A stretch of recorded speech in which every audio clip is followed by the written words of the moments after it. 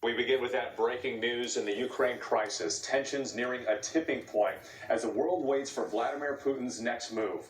Tonight, U.S. officials saying up to 50% of the more than 150,000 Russian troops surrounding Ukraine are in attack positions. Russia today flexing its military muscle and massive joint exercises in Belarus. These images from Russian defense forces.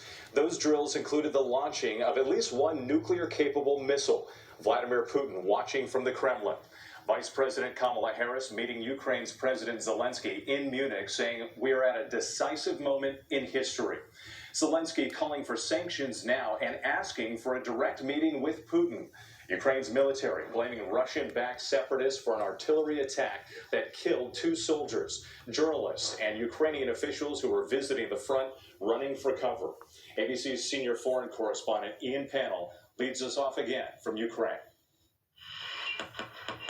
Tonight, Russian war games on full display as the Ukraine crisis escalates.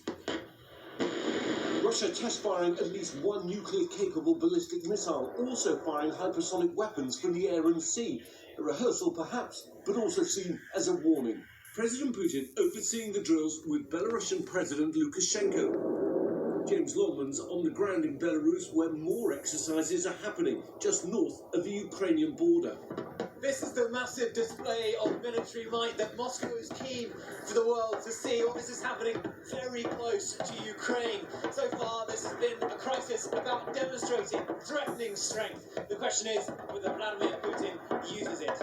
The drills billed as the finale of major Russian military exercises. The Kremlin's troops were due to head home afterwards, but a Belarus defense official telling ABC News they might not, amid fears they could be used instead to invade Ukraine. Tonight, US officials say up to 50% of the estimated 150,000 Russian troops amassed near the border with Ukraine are now in attack positions. President Biden saying Putin has made his decision to invade, and his top US military officials agreeing Russia is poised to strike. Those forces are now beginning to uncoil and move closer to the border. Today, a frantic diplomatic push with many of the president's top security team in Europe. Vice President Harris meeting with Ukrainian President Zelensky in Munich, calling this a decisive moment in history, saying the US stands with Ukraine. If Russia further invades Ukraine, the United States, together with our allies and partners,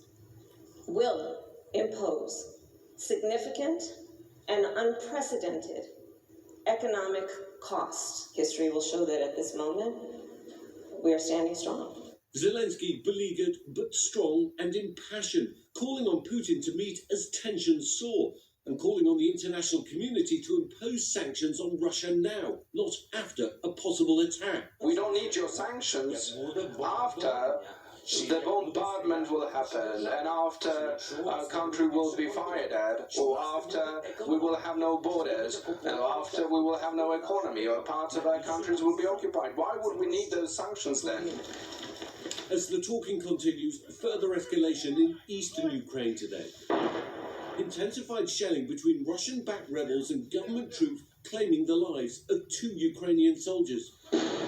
Ukrainian lawmakers visiting the front lines, forced into bomb shelters by incoming artillery. Worries that Russia is stoking escalation now in the east as a pretext for invasion. Russian-backed separatists here ordering a mobilization of fighting-age men, without evidence citing alleged threats from Ukrainian forces. Sirens have been blaring, and they've tried to arrange mass evacuations to Russia.